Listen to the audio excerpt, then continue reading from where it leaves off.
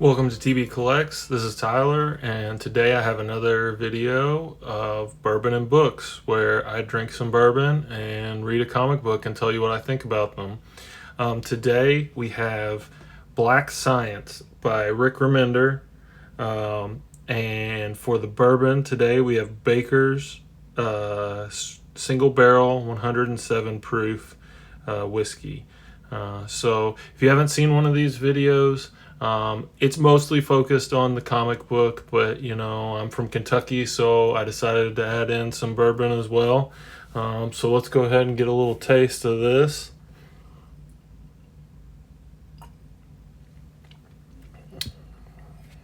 Being 107 proof, it's got a little more heat than a regular issue, but we'll talk more about that later. So starting out with the book, fair warning, Rick Remender is my favorite writer. So I hadn't read this book prior to reading it. So this is one series that I hadn't gotten into, but I had volume 1 of Black Science, which is titled How to Fall Forever. This is written by Rick Remender, as I said. The art is by Matteo Scalera. There's painted art in here as well by Dean White, who's credited on the front. And then I had to give a shout out for lettering and logo design by Russ Wooten.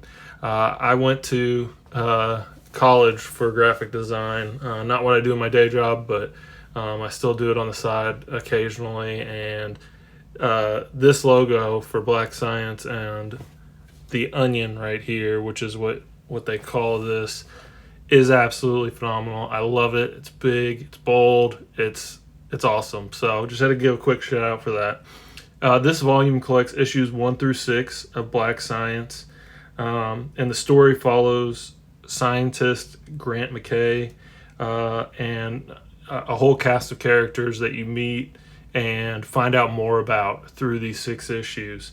The gist of the story is this is some sort of alternate universe, maybe the future. It's not really clear. They don't give exactly, any timelines in here of when this takes place, but it is in a world where Grant McKay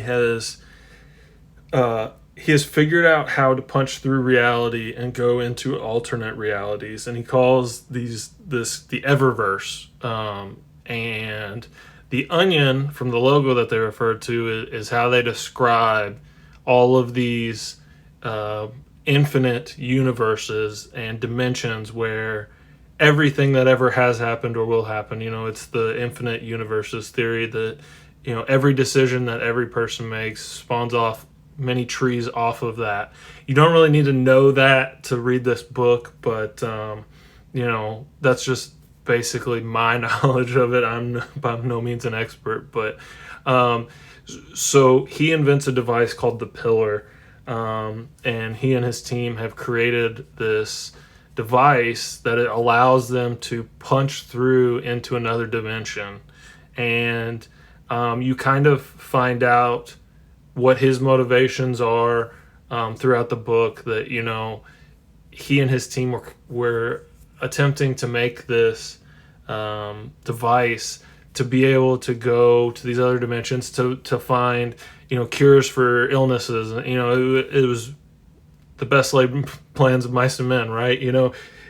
Intended to be used for good. But the first issue drops you right in the action. From the first page, you are, hit the ground running, and you meet Grant McKay, and he is narrating.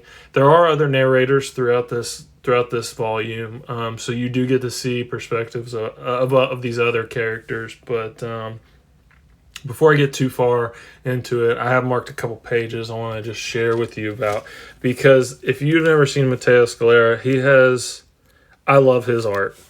Let's just start with this page. So this is on a planet that they go to, or a reality, I should say, not necessarily a planet. I mean, it's like I said, it's kind of hard to explain, but his art is just absolutely gorgeous. The art in this book is just phenomenal. He does have a style. Let me see if I can find you know, there's a style to the way he draws characters. Grant McKay, the main character here, there's a good one. They kind of have sharp features, sharp noses. Some of them are soft, but it's very stylized. But there's so much detail in all of these pages. It is here's a great one. So they go to this world in which Native Americans have quite a bit of technology, and they're like cybernetic, and they have these huge flying cities, and there's German. This book is crazy. It's so crazy, but it's so good. This is a great scene right here. I don't know. Let me try and get this in frame a little bit better for you. This just shows you how good the action is. So he's fighting him. He hits his helmet off, and it kind of comes through the panel. And the action's so easy to follow. I've read a lot of books recently that it's kind of something that, since I've been doing more review-based stuff and reading for reviews, I've noticed a lot more that sometimes it's hard to follow the action. In this book, you just notice it. Like, exactly what's happening as it's happening. You don't, you never get lost in who's hitting who or where they are or what's going on. It's paced really well. Like I said, you get dropped straight into the action, but it doesn't feel like, oh, you just got dropped in the action, because that's an easy way to tell the story, that we're just going to go and then go back. But things are revealed at a good pace while the action is taking place. And I think that's what I love about Remender. Every story, you have to have some sort of exposition. And sometimes that can get really wordy, or it can be kind of boring because it's just two characters talking back and forth about who they are and what they do and that kind of stuff. But he does it so well to me. And I think that's what I really enjoy about Remender, is that the pacing between the action and the exposition of who these people are and what their motivations are is really great. And as far as the other cast of characters, essentially you find out that Grant and his team of scientists had finally created the pillar and had a working device that they could use. We find out that he and his wife are separated. He has 2 kids. He had brought the kids in to kind of see what dad was working on. He has a girlfriend in the lab that he's been working with. There's an asshole boss that is writing the checks. There's a younger kind of grad student character in here. There's all kinds of crazy good characters, and I love the way that they're fleshed out. Each issue you find more about who these people are, what their motivations are, how they're all connected. And it's just great. And, something goes wrong, as most, that there's got to be some sort of conflict to start the story. So, as I said before, the intentions were that this was to be used for good. Something's wrong. So the first world that you see, or the first reality that you see, the team on, they realize that someone has sabotaged the pillar. And broken some of the controls, and it's just jumping at random intervals. So it's got a timer on it for when it's going to jump, and as far as I know from what I've read in Volume 1, there is some way to put in some sort of coordinates to be able to tell the pillar where to go, but that is out of commission. So they are just randomly jumping. As I showed you earlier, the world in which the Native Americans and the Germans are fighting each other is just another reality that they randomly got dropped into, and they had 4 hours while they were supposed to be there, and the story just takes off. It's so good. I love it. I mean, like I said, I'm a Remender fan to begin with, so yeah, maybe the story's written for me, but I just love it.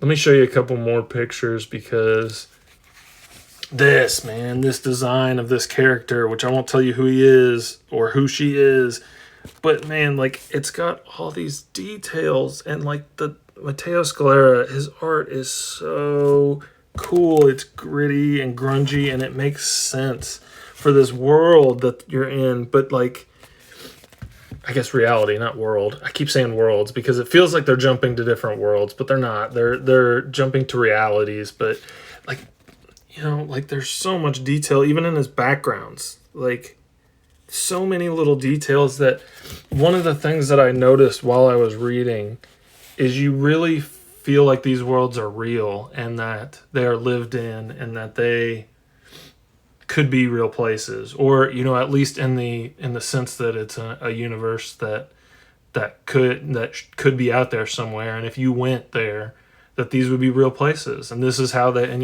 there are different alien species, because if this reality went off in this one way, and another one went another way, and the whole course of history changed, then that's how our world would be. It's so interesting. I love sci-fi. I love Rick Remender. I love Matteo Scalera's art.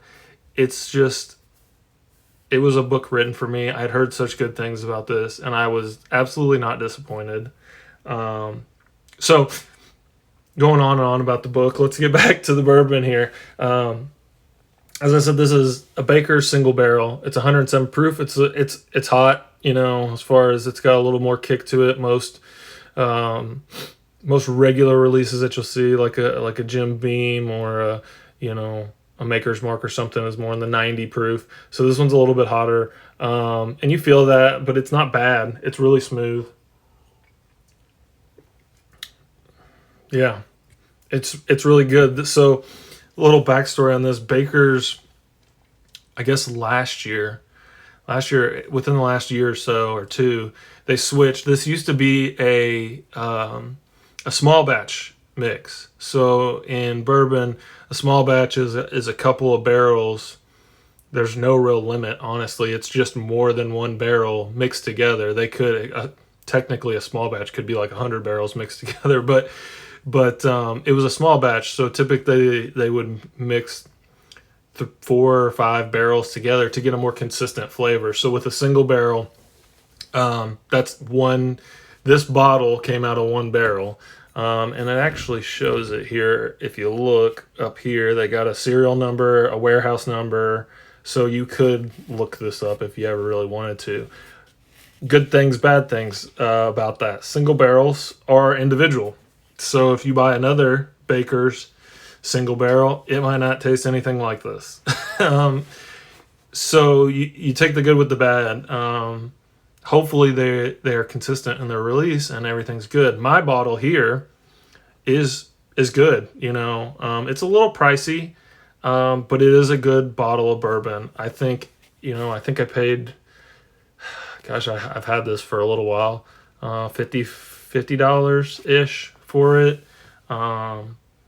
I haven't bought one recently, so I don't know if prices are up, and obviously your area might be more, but it's a good bottle. I would definitely give it, I do a rating for the books, so I might as well rate the bourbon.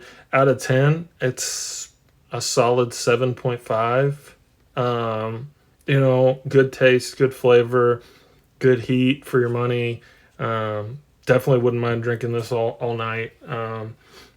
Value could be a little bit better. If it was like a $45 bottle, I think it would be great. It would be so good. But at the $55 range, it's a little pricier. There are better bottles you can get for $40. But so back to the book. So as I've gushed over this book for the last 10-15 minutes, as I said, this book was written for me. It's great.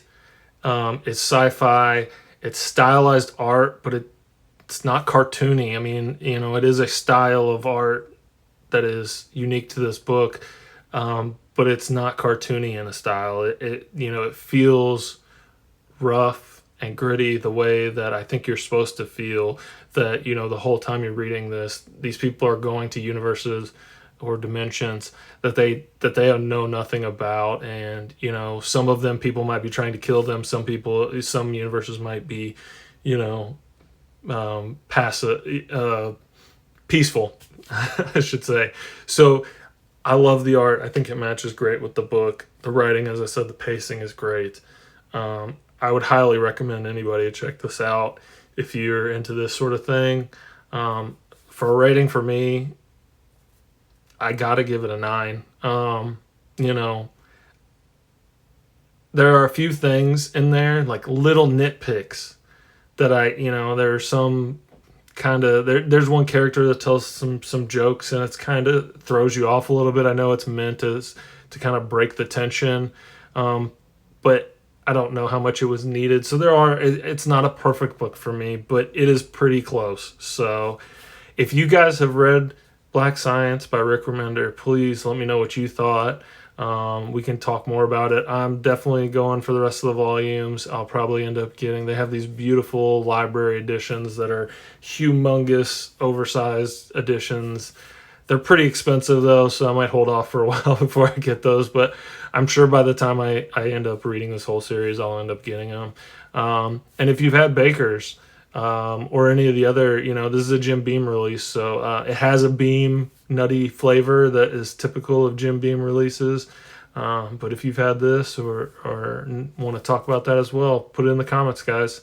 Thanks for watching, and I'll be back next week with another Bourbon and Books review. See ya.